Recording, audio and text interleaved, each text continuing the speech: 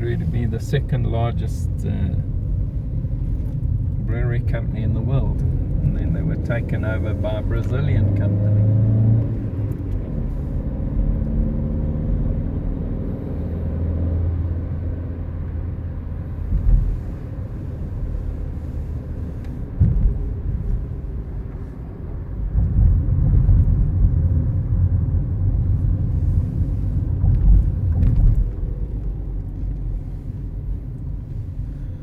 We're going onto the highway going north, and then we'll hit Houghton, First Avenue. Go north, young lad, go north. Where the old money is, where the landlords lived.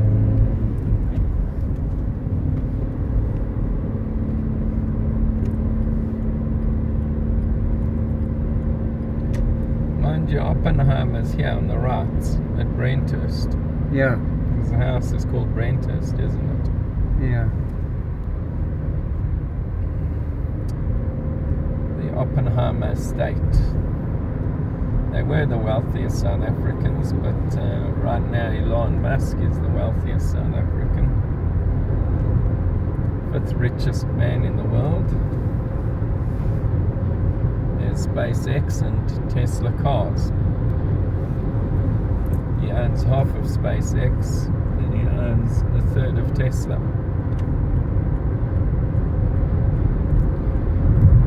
And the market cap on those two companies are just growing and growing.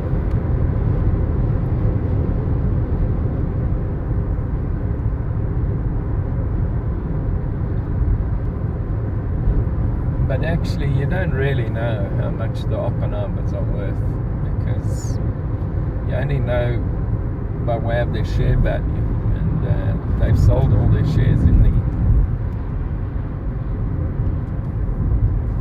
the stock market. And part of the family is also the Ogilvies.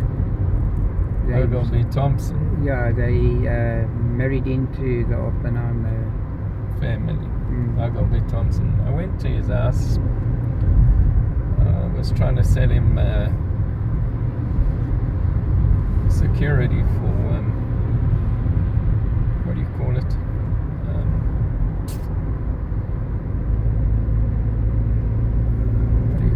What did we call it? Communal security. We would do it together, you know. We'd do a joint thing with the community and the security company. And I actually got the deal for Athol. A whole lot of security companies vying for it, and one by one they called us in and they interviewed the representatives of these companies to see what they had to offer and how they were going to protect the richest square mile in Africa. And that's where Ogilvy Thompson lived. I had his address, and I couldn't even find the house. I drove up and down the road, I couldn't find the house. Eventually I got out of the car and I started walking down the road, and I came across these rusty gates. And I thought there'd be a very fancy, opulent type entrance. Yeah. And what it was some rusty old link fence gates. And a security guy, if he hadn't sprung out from the bushes in his green uniform with P cap, if he hadn't sprung out, I wouldn't have known it was there. And he said, "Can I help you?"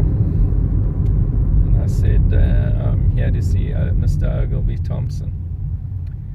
And he took the contract from me. And he said, "Wait here." And he went up to the house. 5 minutes later he came back with the contract signed. I hope he signed it. And but they didn't allow me into the house. I didn't see a fancy entrance to the house. It was in a panhandle. And that's how De Beers work. He was CEO of De Beers at the time. Yeah. And as you know, De Beers, their security is second to none. It's high tech and second to none. Because you got to understand, if you're dealing in diamonds, they're very small things. So Yeah. I suppose they x-ray everyone going in and x-ray everyone going out. And one thing with the De Beers people is they don't like you to know they even exist. Because if you don't know they're there, you can't find them. Yeah. They have very low profiles. Even to this day, I don't know who the CEO of De Beers is, because it's private now. De Beers is not a public company anymore. Yeah. Yeah. Although it's owned by Anglo American. Well, at one time, the Oppenheimers owned Anglo American. They owned a third of that, and they owned a third of De Beers.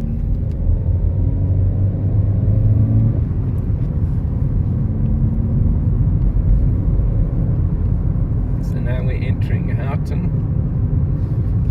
I think I should go down. I think I should go to the left. Otherwise, we're going to have to head towards Houghton Hotel and then around Yes, yes. and back on ourselves. Look at these fancy walls there. You know, just some of these walls cost. Look at that fancy house there.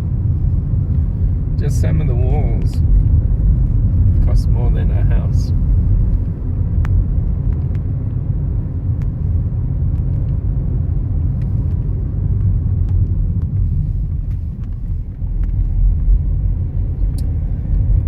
This is where Mandela lived, in this suburb here. Which house, I don't know. And of course the Guptas, oh no, they were in Saxonwald. The They were in Guptas were in Saxonwald. Saxonwald.